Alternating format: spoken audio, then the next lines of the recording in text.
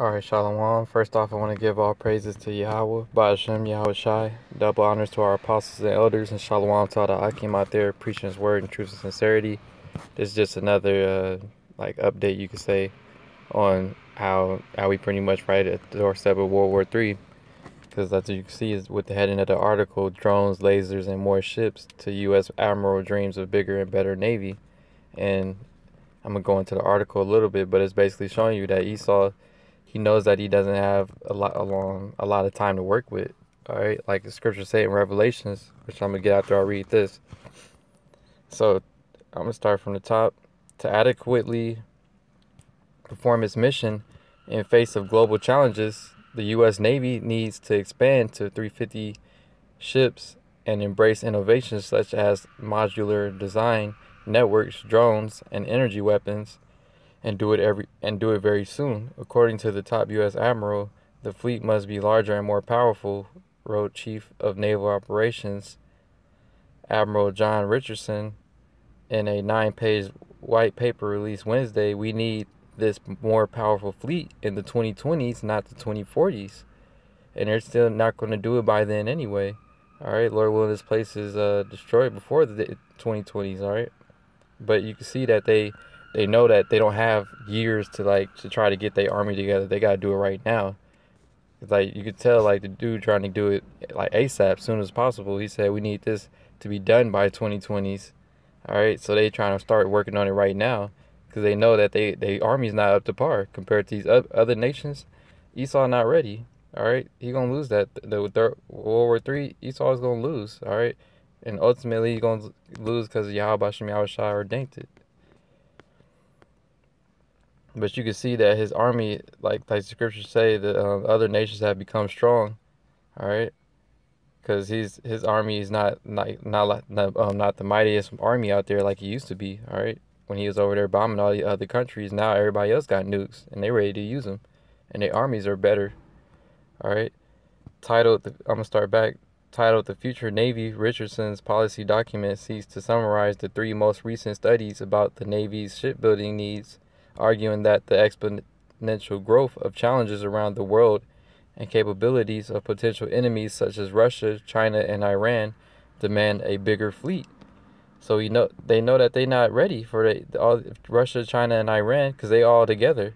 All right, all these other nations they're coming against Babylon. All right, and Esau knows that. That's why that dude, what's his name, Richardson's, he's trying to get the army, Esau's army together, because he know that they're lacking.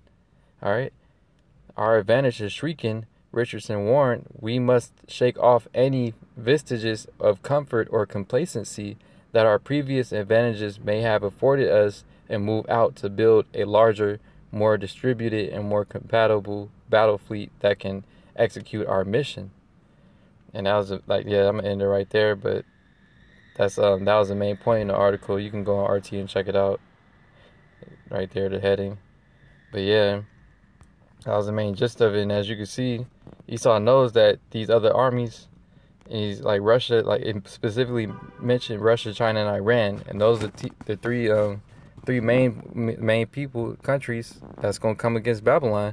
Because everybody else going to join them, but those are the biggest ones, all right, as far as like the army wise, all right. And you see how they trying to circle around in Russia, all right. They're trying to get close to the borders of Russia, all right.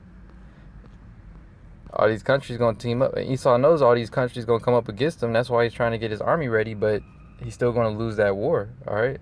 And ultimately, it's the Lord's war, man. And Yahweh Shem Yahweh Shai is going to destroy Babylon, all right. So this is scripture I wanted to get real quick. Therefore rejoice, ye heavens, and ye that dwell in them. Woe to the inhabitants of the earth and of the sea, for the devil is come down unto you, having great wrath, because he knoweth that he have but a short time. And Esau knows he has a short time. That's why he's trying to get his army ready, like I was reading in the article. He knows that he has a short time. All right. And I'm going to get Job 20 and 4 real quick, too.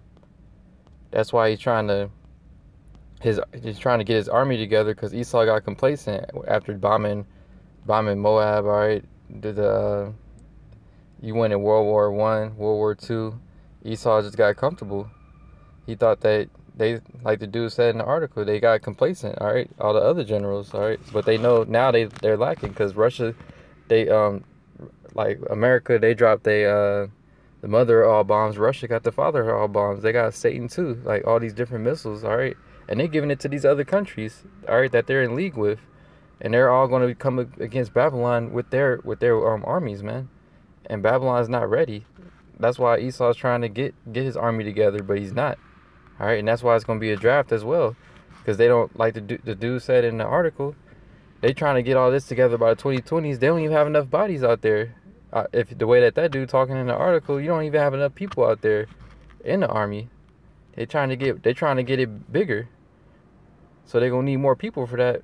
And if they're not getting enough right now, then they're gonna have to draft more, and that's when the draft gonna kick in. All right, when they actually start going to war, all right, that's when they gonna just go ahead and just start drafting people, because their army is not ready. They don't have an army that's ready to go up against these other countries. All right. And it's Job 20:4. Knowest thou not this of old, since man was placed upon the earth, the triumphing of the wicked is short, and the joy of the hypocrite but for a moment. So the triumphing of the wicked is short. All right. So Esau, he was on top for a short period of time. All right. When he was looking powerful at one point, and now all these other nations, they ready to take him out. All right. And you see that it's right around the corner. All right, brothers speak about it every week. You watching articles or you watching the news, you see different things leading up to it every day, getting just like, it's like chess pieces getting set up for the ultimate day of destruction. All right.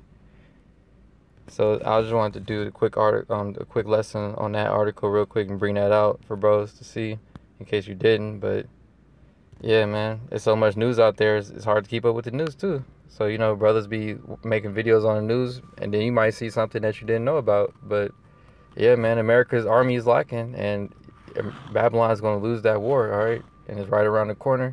All right, so with that, I'm going to say shalom and give all praises again to Yahweh, Ba'ashem Yahweh Shai, double honors to our apostles and elders, and shalom to all the Akim out there preaching his word in truth and sincerity. All right, keep watching and looking into the news, man, because that's what keeps us motivated, all right? And boosts our faith, all right, gets us hyped up, like waking up feeling good, because we know that this place is out of here, man. All right, so with that, I'm gonna say shalom.